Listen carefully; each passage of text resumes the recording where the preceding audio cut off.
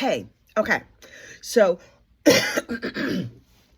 normally this is the time in the morning where I would make my members only video and we would just sit here and have a little chitty chat. The thing is, I'm running late this morning. There's a lot of things I have to do today. It's a big travel day in my family. There's like and I was on the phone this morning gossiping with my sister. Ciao. We thought we found a scandalous outside baby. Turns out we had the wrong person. I was like furiously texting her like, wait, remember that lady that daddy used to date back in whatever year? It looks like they had a child together. Oh my God. We were furiously like, wait, I saw this. And then I saw that. And then she was like, yeah, the lady's name was this. And then I was like, wait. Sorry, false alarm. Because this is the thing. Sometimes when you're out here in these true crime streets doing your investigation, and by investigation, I just mean being nosy and minding other people's business, you make a little mistake. You make a little oopsie. And we thought my daddy had an oopsie baby, like an outside baby, right? Outside. I mean, I don't know that he was married at the time this baby was born, but may he rest. He was popular with the ladies. He was super popular with the ladies. So for there to be just like a random child floating around out here, well, absolutely nobody would be surprised by that. So this lady that I thought I saw had the same name as one of my father's ex-girlfriends, and they had a child that was born during the time that my father was dating this lady. And I was like, get out of here. But it turns out everybody just had common names, and my father's name got mixed up with somebody else's name and whatever. So I don't have a random brother, although that would be exciting. I mean, I have an actual brother and some sisters and stuff, but there's not like a surprise baby that's going to pop up for Christmas. So no Merry Christmas for us. Or possibly Merry Christmas to us. I don't know. Here's the thing. Instead of this just being my regular portrait filmed video, instead of my like fancy horizontally filmed regular video, because I am short on time this morning. There's about 500 things I have to do. As you will notice, I am not dressed. I was so tired last night. I fell asleep with my contact lenses in, my makeup on, my headphones were still around my neck, my phone didn't get charged. I was a mess. So when I woke up this morning, I was like, I feel good. Wait, why do my eyes feel like they're on fire? And I have no Invisaligns in. And I think I'm about to hang myself with my headphones draped around my neck. Child's a situation. So I had to get all that straightened out this morning. My lenses are soaking so I can have some clear vision today while I'm out in these true crime streets. But I'm making my members only video my public video this morning. So if you were a member, you would get me just saying, oh, hey, good morning, girl. Like you dropped in on me, or I dropped in on you, and we just got together for a little chitty chat. Also, if you were a member, you might find me on a Saturday morning in my car, just talking to you about where I am and what I'm buying and what strange things I'm seeing in the store. This past weekend, for example, I thought I was on the verge of being murdered. And so I recorded it here on my little iPhone and I put it up for the members only, telling everybody like, listen, this might be my last will and testament. And if somebody reports me unalive, it happened with this dude right here in this suspicious looking car here in the Target parking lot.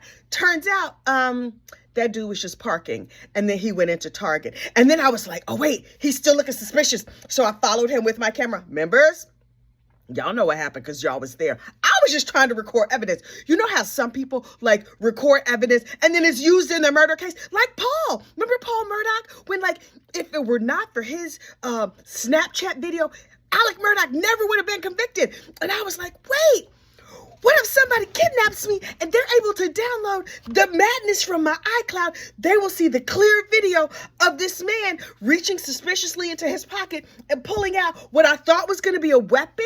Turned out it was just a list, because some people go to Target with a list. That's a hot tip right there. Take a list before you go to the Target. Okay, cool. Also, there was one weekend when I was at the post office, another time, but like, the members travel with me. They go with me. And so I talk true crime. I talk my personal business, probably too much of it. Oh, I give you little mini tours around my house, around my studio, around the yard, whatever. The woods that are not that far from here. Drive over to the woods and go for a little walk or whatever. We were at the Five Pipes over the weekend. Like, oh, yes, we just go places together. So I was like, look, this morning, because there's not a bunch of cases I want to cover. There's this one where this maniac unalived these two small children, they're two teenagers. And I was like, ooh, that's a little too grim for me. It's nothing funny about that case. All of those people, that gentleman, even though he's locked up in jail on the strength of the face tattoo, I'm like, I'm gonna keep my loose lips off of him because he might have some crazy friends living in North Jersey. And I do not need that smoke in my life. So I'm like, okay, I'm gonna commence to shutting up when it comes to him because no, thank you. And also, what other case? Oh, how have I buried the lead? How have I buried the lead? Splendid Blend got convicted. I was like, oh, wait, this heifer got convicted. No, here's the thing. If she had just showed up in court and then told her story, and honestly, she was clear, she was calm, she was convincing, she was not nervous to be in a courtroom. Yes, her shirt was cut low and her tatas was out. And I was like, oh, look, more murder boobs. Okay. She also had herself a nice facelift. She looked good for a murderer. I was like, oh, and she got a thigh lift. Does any of that plastic surgery do you any good when you're in prison? I mean, maybe it gives her good self-esteem aside from being a convicted murderer. And I guess you need that when you're a convicted murderer. Listen, that woman is a cockroach. She gonna be fine. She gonna flourish in prison. She will blend. She will definitely blend. And so she could just go on about her merry life, being a jailhouse lawyer and manipulating all the ladies over there in the prison. Because what was her name? Lisa Dykes, the state of Texas versus Lisa Dykes. They convicted her behind, but this was interesting to me. So she's found guilty on all charges in about 35 seconds because she was clearly very, very guilty. Had she just got up there and told her side and there was no other evidence, you might be like, oh, that sounds reasonable. But then there was a big, giant mountain of evidence proving that she was nothing but a lying sack of sugar. And I was like, oh, right. She's evil and a liar. And her lawyer didn't even try to fight her. Her lawyer was like, okay, well, we told you our side of the story. What you want from us? She's an evil murderer, and my check will clear soon. So yeah, we're good. So the jury went out, and over sandwiches, possibly in the hallway on the way to the jury room, they're like, can we just take a vote here before the bailiff unlocks that door? And so they were like, guilty's all around. Okay, so we're gonna wait till our Papa John's pizza gets here, or our Chick-fil-A, or whatever they eat down there in Texas. Child, I don't know. Hopefully ears of corn. Oh, I love an ear of corn. Anyway, so they was ordering lunch. This is what happened in my mind. I'm not saying I have any insider information. I certainly do not. Also, this morning, I thought I had a secret brother. So, we here for gossip. We're not here for facts, child. We fact adjacent, but you know this. So they sit down in the jury room and they're just like, okay, girl, can you pass the salt? Is there napkins down there? Because I need some napkins. Thank you, girl. Thanks so much. Let me unfold my napkin, put my little napkin in my lap. Okay, napkins in my lap. So, guilty? Yeah, she's guilty. Yeah, I think she's guilty too. Okay, is that a diet Coke? Because I ordered the diet. I needed the diet. Yes, I'm eating this pizza loaded with everything with a burger on the side and 3 orders of fries, but I do need that Diet Coke to wash it all down because, calories. Anyway, so they had their lunch. Then they convicted her and they went out there like, hey, judge, how you doing, girl? Hey, how you doing? Hey, I love your eyelashes. Who does your lashes? Okay, here's the paper where we sending this trifling heifer to jail. Is that all? Can we? Because it's early enough in the day that I can still get to the CVS and get my prescription. No, we gotta wait. Okay, cool. So then they had all the victim impact statements come in, and the family was very sad and tragic. And I skipped through a lot of that part because crying in my office is not a good look. And then when I came back, I was like, wait, where is I want to see the verdict or the sentencing or whatever. And so all I saw. Holly, stop. I'm talking to the people. Now, if you want to come over here and talk to the people, you come and talk to the people. But hang on. I think she wants to say something. Hi. Holly, come here. Get up here. Okay. Hi has some things to say this morning. Y'all know she got a liquor problem. She always trying to lick me.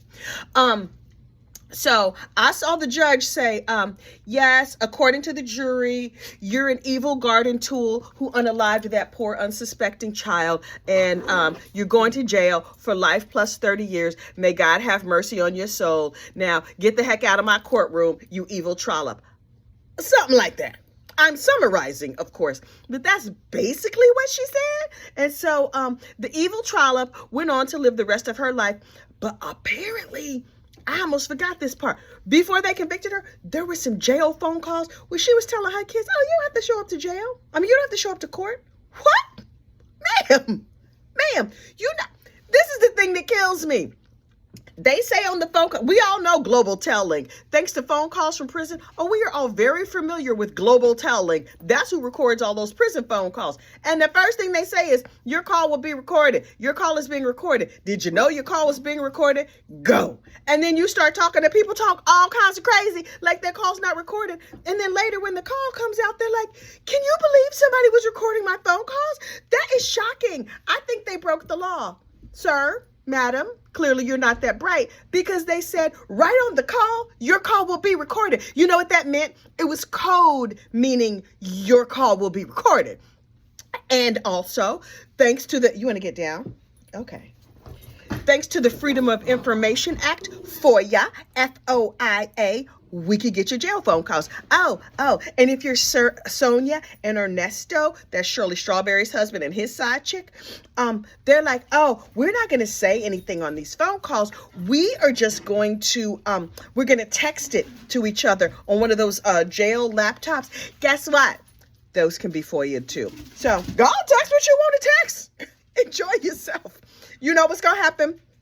We're going to read those, and we're going to have a good kiki about it, and we're going to talk trash about you. And all of these lovely content creators are going to fill their Christmas stockings with nice dollars from views. But let us be abundantly clear. If you're a big YouTuber, you're making big money. Us little YouTubers like me, we just do this for the love of the gossip, for the love of the nosy, and because we clearly lack the ability to mind our own business. But here's the thing. You also lack the ability to mind your own business, because that is why you are here. You don't know how to mind your business, which is fine. It's my favorite activity, minding other people's business, because you know what? My business is quite boring.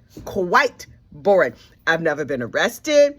I've only been in a court of law as a juror. I tend not to speed, although I did get one speeding ticket upstate a couple months ago, and I was very salty when it cost me $200. I was like, this small little town? How y'all need $200 of my dollars? And that was after they lowered it, because apparently normally it's $600. What? So now, hands attended to, my phone is on like speaker. I don't even talk on I'm listening to podcasts, and I'm like talking to Beyonce the whole way. Dear Beyonce, please don't let an officer be hiding in one of these bushes or like behind a cow or something, because there's a lot of cows upstate. And I'm like, I'm not getting, So anyway, what was I saying? Child, you know my mind has run far afield. Can you imagine if I had had coffee yet? Wait. I had a little bit of coffee. It's not that I had no coffee.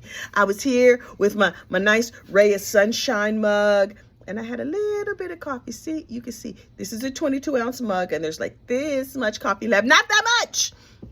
On a typical day, I have 2 of these, 44 ounces of half calf.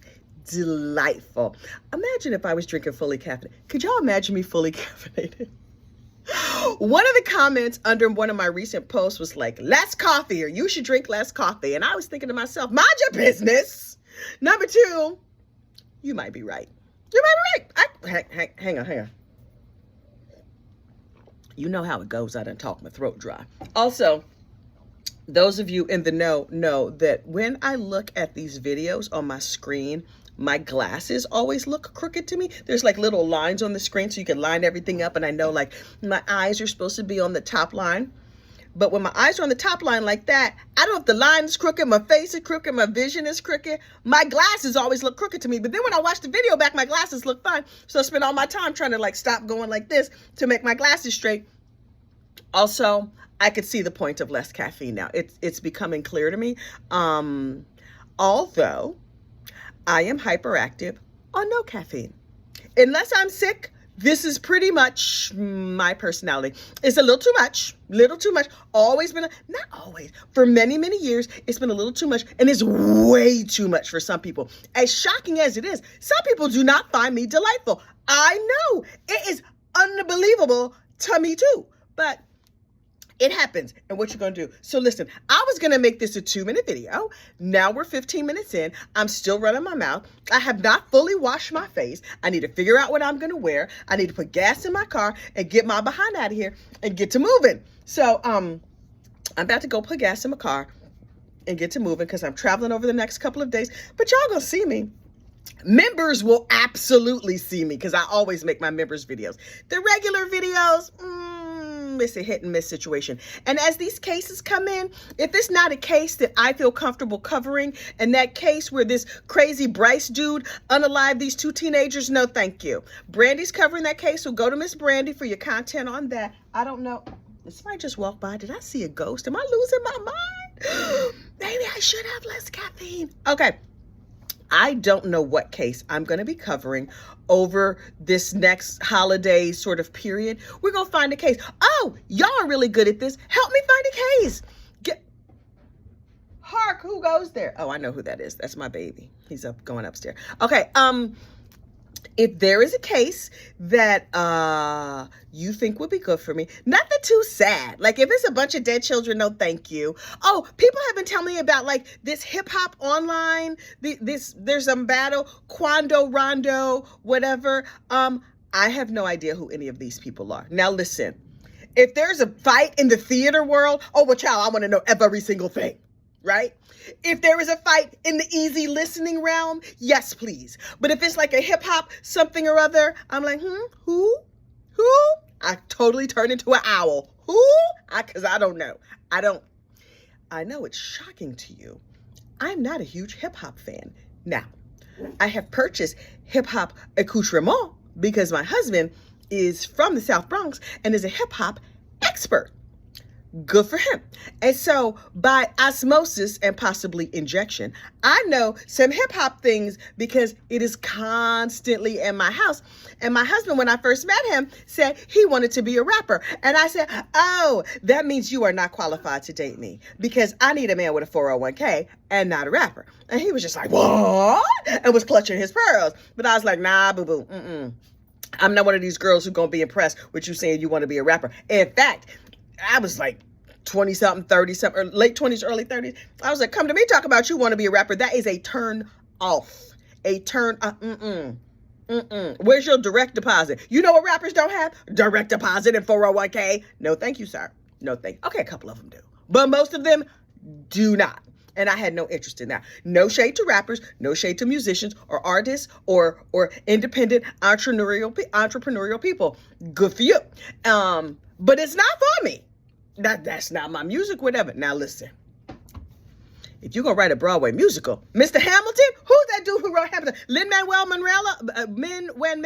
you know who I mean.